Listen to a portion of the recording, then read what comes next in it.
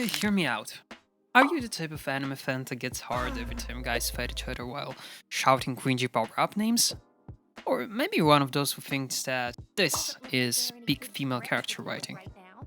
Hell, maybe you're even one of those that would unironically say that these series are good.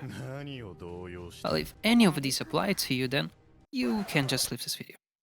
Or you can stay and discover what actually good taste is like. No, let's just collectively agree that The Apothecary Diaries is a series we've all been kinda sleeping on for way too long.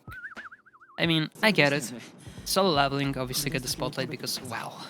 Let's pretend this edgy power shonen has a plot that a 6th grader with a Chunibyo complex couldn't have come up with during math class. And obviously, watching that, or any of the new seasonal isekais, is definitely a better choice than to watch one of the best crafted, beautifully animated series of the last years. Okay, I'm done talking shit. You can watch and enjoy whatever shit you like. That's on you. So, just a couple of words before we start. Thank you for checking out this video. I really hope you could enjoy it. If you do, don't forget to leave a like and subscribe to the channel. It honestly gives me a lot of satisfaction, and considering I'm not making any money from this channel, it's the only thing that keeps me going, because these videos take a shitload of time and effort to make. Thank you once again, I'm done talking, let's get to the video. The Apothecary Diaries is set in Imperial China, a fascinating place where girls would get a bunch of shit just for existing, and guys would have their peepees chopped off. Meet our main character, Mao Mao, adopted daughter of an apothecary and grandchild of a brothel owner. One day she leaves her home to deliver medicine to said brothel. 最近女狩りが多いから気をつけていくんだよ。大丈夫だって。帰りに畑寄ってくるよ。12 seconds later. She gets installed to the Emperor's back palace to work as a court maid.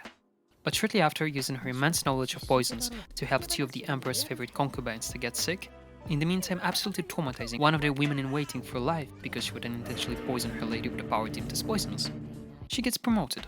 And no promotion would have made her appreciate her new life as much as the one she got. She becomes a food tester. You need to know that this little gremlin has developed a pretty unique hobby. She loves to test poisons on herself. And to do that, she mostly uses her right arm, that by this point looks like Hiroshima on August 6, 1945, forcing her to keep it constantly bandaged because of all the wounds, allergic reactions, and rashes she caused to herself. That's some fucking dedication right there.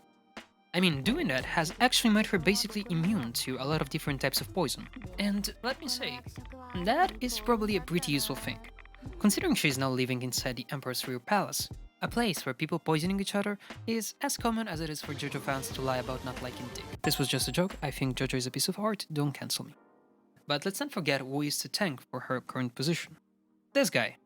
Jinshi is the epitome of fictional character that will make any straight man furiously doubt their sexuality while also being capable of impregnating a woman without even having a baby. Yes, he is a eunuch, as is every other man in the real palace. He is in charge of the inner palace and is the one to bring Mao Mao's talent under the spotlight. Although his attempts at flirting with her rarely get a reaction more positive than a face as disgusted as if it's looking straight at an NTR enjoyer. Long story short, from this point onwards, the show takes a very episodic approach to its storytelling. Every couple of episodes, someone is either getting poisoned or unalived, or from time to time someone mistakes a totally explainable physical phenomenon for something like witchcraft. Mao Mao comes to save the day, boasts seductive abilities that will make Elle cry and shake in a corner, and gets rewarded with some medicinal ingredients or some less well-received love gestures from Chinese gojurai. There is actually a very diluted main storyline that tries to shed some light on Mao Mao's past, but I won't go too deep into that. Let's actually talk about the reason this series is easily in my top 5 shows of this season, but also generally speaking an incredible series in my opinion. Her. You know, it's not that easy to make a single character the main selling point of an entire show. Sorry man, you just kinda deserve horny jail. And not many manage to do so well enough for it to work, but the Apothecary Diaries definitely managed to.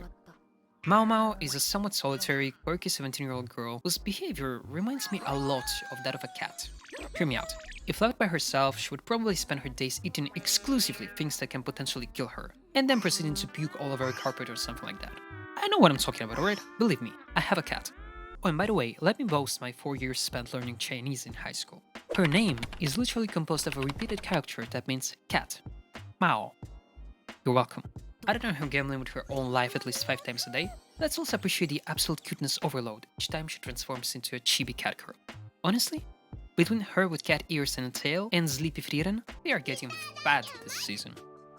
Cuteness aside, I think that her main selling point is the fact that she's probably one of the few female characters in anime that actually look and act their age. No over-exaggerated body type, no brain-dead cuteness just to appeal to all the lolly lovers out there. Nothing like that. She's just a normal girl that finds herself in a situation where she has to survive, relying on no one else other than herself. Another aspect of this anime I ended up enjoying quite a lot is its setting. Although it's stated that none of the events nor characters in the show are real, the way ancient China and its customs are portrayed in this anime is quite interesting. I honestly ended up learning a lot about this era of the Chinese Empire.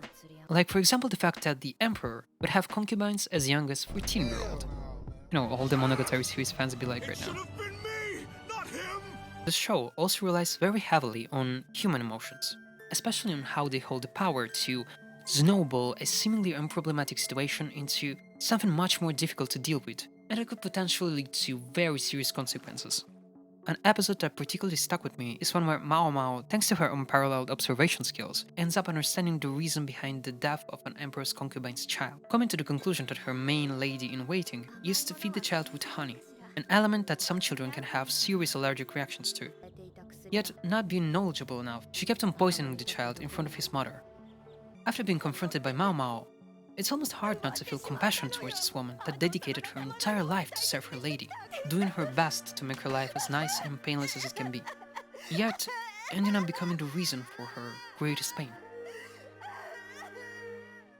You know, this show doesn't only show the nice and pretty aspects about ancient China. It digs a lot deeper underneath the pretty facade that was put up, especially by rich people and nobles.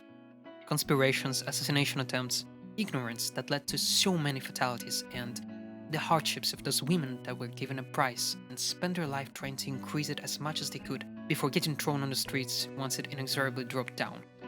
The Apothecary Diaries deals with many different themes, managing to not fall short of any of them. This is a show that would probably fall under the slice of life tag.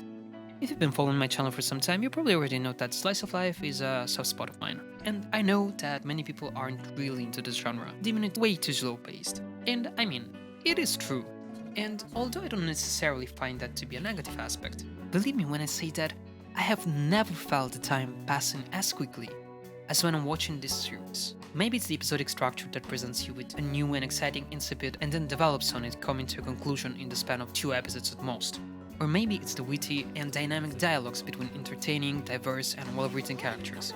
Or maybe it's even the amazing animation showing the beauty and elegance of Chinese intricate architecture and the flashy colors of nobles' clothing. But whatever it is, watching this anime never ends up feeling like a chore. All of its aspects are bound to suck you right into one of the most original stories I've watched in a while, and not let you go until its very end.